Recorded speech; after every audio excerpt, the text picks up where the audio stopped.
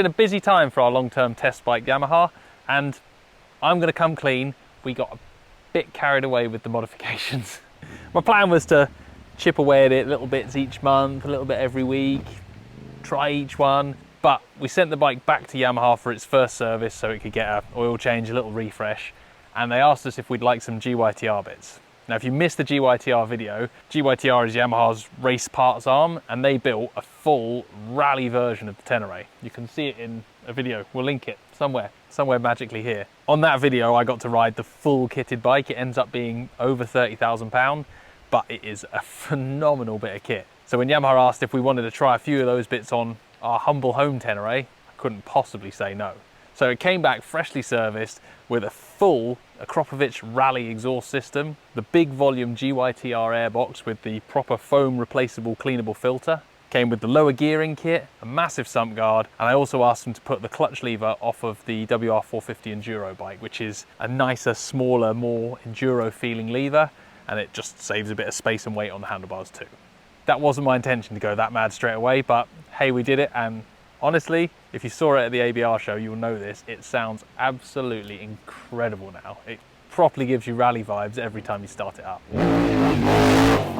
Now, in addition to the GYTR parts, we went to see our friends over at R&G Racing to get a whole host of their accessories for it. So next step of the Tenere mods, we're off to our friends at R&G. Bit of crash protection, bit of stuff to make it look nicer, bit of kind of off-roady accessories. So we're gonna jump in the workshop with them today, see what goodies they've got, raid the cupboards, and yeah, next stage of the Tenere. Time for more off-road action. It's one of the great things about the Tenere is it's one of those bikes that is super popular, and the people who buy them fiddle with them. They change stuff, they make them more touring-y, more adventure-y, more enduro-y. So there's a load of stuff you can put on them. The first thing I wanted was the engine case protectors. R&G do a really nice set of them, and that just gives you that peace of mind that when you drop it on a horrible off-camber rocky lane, you're not immediately going to go through the side of the engine and cut your ride short. Next up, we looked at handguards. We put the Bark Busters ones on.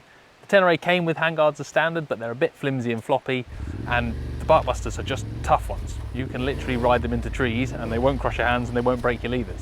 That and the fact that you can get a little spoiler on them to give a bit more wind protection makes them a really good adventure bike handguard. And if you look in the accessories catalogue, they even do these big blizzard handguards that bolt to the standard frame so you don't get any interference in the controls, but give you a proper winter spec setup, which, yeah, when it's not beautiful, sunny and 20 degrees, I'll definitely be looking into a set of them. One accessory that I didn't ever expect to fit was the R&G luggage rails. They said to me, did I want to try them? And I made a big tantrum about, I don't want luggage on my bike, I've got soft panniers. If you remember from last month, we had the nice throw over Krieger panniers.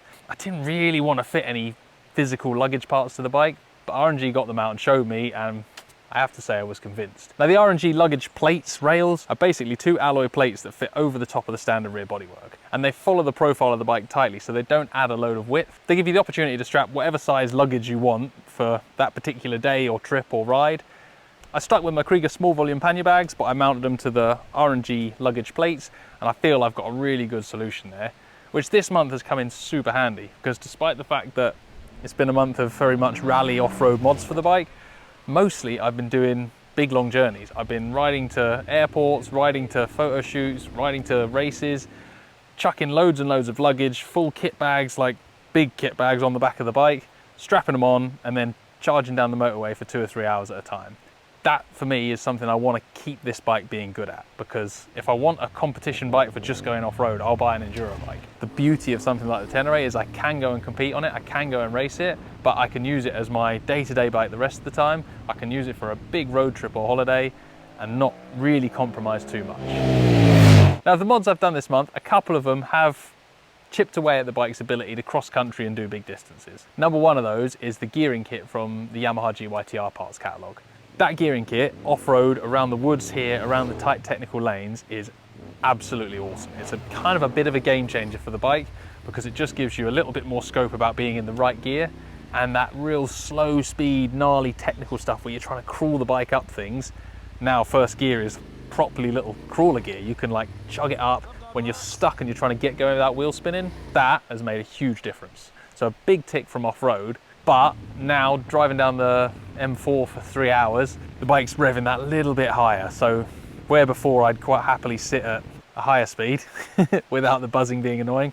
Now I'm sort of sat 70, 75, 70 miles an hour, careful there, bang on the speed limit, and it's okay, but it's just that little bit buzzier, and I've noticed it on faster A roads.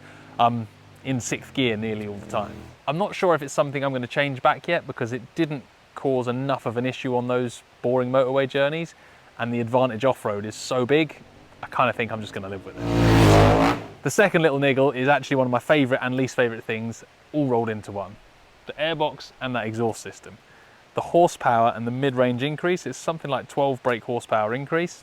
The cold fueling, the fluffy early morning fueling's gone, so the bike feels crisp, it feels far more alive, which I don't think it actually lacked before, but now it screams. When you rev it out, it really, really tears off, and it just feels like I've got power everywhere. Now obviously that's helped by the lower gearing, but that big increase in horsepower and the big increase in mid-range really brings the Tenere to life. Absolutely obsessed with that. The only thing that bugs me a bit is that to do that you have to make the bike louder. That rally exhaust system, it's not obnoxious, but it is just a couple of decibels over what I would be comfortable with on a day-to-day, everyday bike. Now how can I put that into words? Riding it around to and from work, to and from local places, just on a normal ride, I do find that I'm riding not as fast as I want, but I'm riding to the limit of how much noise I'm making. That for me is the difference. I'm having to think about how much sound is coming out of my bike when I'm approaching villages. I'm having to think about how far down the road someone else can hear my exhaust note coming when I'm riding a big fast sweep in A road. That's a little bit my personal conscience about making too much noise. It's a little bit not wanting people to hear me coming, but it's just over for me. Now I'm going to have a look, because there's no baffle in that pipe at the moment, which makes it sound awesome, but I'm hoping that with a little bit of baffling I can get the sound just a couple of decibels down, just to kind of bring me into my comfort zone for the noise my bike makes. One of the things I said I was going to sort was the ABS. Now the ABS is absolutely fine on the road on this bike. The fact that you can switch it into rear ABS off or front and rear ABS off is perfect.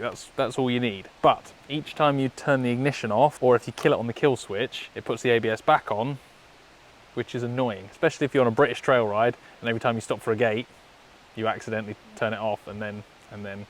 So to fix that, there's a few ways of doing it. One is to wire a switch into the ABS fuse, 2 wires up to the handlebar, and you literally just, it's the same as taking the fuse out, but it's a switch on the handlebar. That's reasonable, involves a bit of wiring.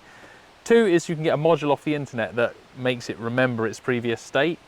Or 3 is the simple way, is you literally just pull the fuse out. So the fuse box under the seat, there's 2 fuse boxes right next to each other, just behind the battery. It's the rearmost of the 2 boxes, and it's actually got a little label on the lid which tells you which fuse does which. I've taken out the 20 amp ABS sol fuse, which I presume is ABS solenoid. There's a spare hole that you can just leave that in so it doesn't get lost. That switches off the ABS, so you've got no ABS at all, but leaves you with a speedo, so your speedo still works. Nice little hack, nice little trick, involves 0 wiring, and I can quickly put it back in if I'm going for a long day road riding and I want my ABS back. Simple fixes are the best fixes. The only other changes I've made have been kind of tiny little changes. One is I've fitted a tiny little kind of blind spot mirror on the left hand bar. Again, it means that when I take the right hand mirror off completely for a day off roading, I've still got something to look behind me, and it means I never miss the left hand mirror on the motorway. I've got a little tiny mirror I can see under my arm. I can't remember what the brand of that one is, it's just a random one I had in my shed, but if you go on eBay and type in bicycle blind spot mirror, you can find loads of them really cheap, and they're just a nice neat little solution to give you a degree of rear visibility without having to have a full breakable mirror on your bike. And finally, I've been fiddling with the toolkit. That's not sexy or exciting, but it's important. I went into the stock toolkit and I just wanted to make sure I had the tools to change both my wheels if I get a puncture. They weren't in there, so I made my own tools. I cut down some spanners, I modified some Allen keys, and I've given myself just enough kit that I can get the front wheel or back wheel out to chuck a new inner tube in and keep my adventures on the road.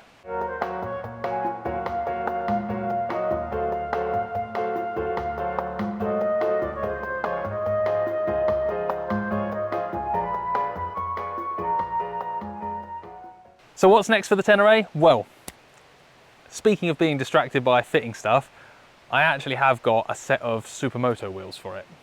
It's no secret that I'm a lover of the supermoto, and I got told that the Yamaha MT-07 wheels will bolt straight into one of these. So Yamaha sent me a set of wheels up. I'm going to see if they do. If it's true, you'll be seeing the happiest Chris on the planet, doing lots of backy-inny skids and wheelies, and hopefully a couple of track days. If I can do that, that unlocks a whole nother side to what you can use this bike for, and I think it's going to be a massive win. So watch this space, because hopefully they're going to fit.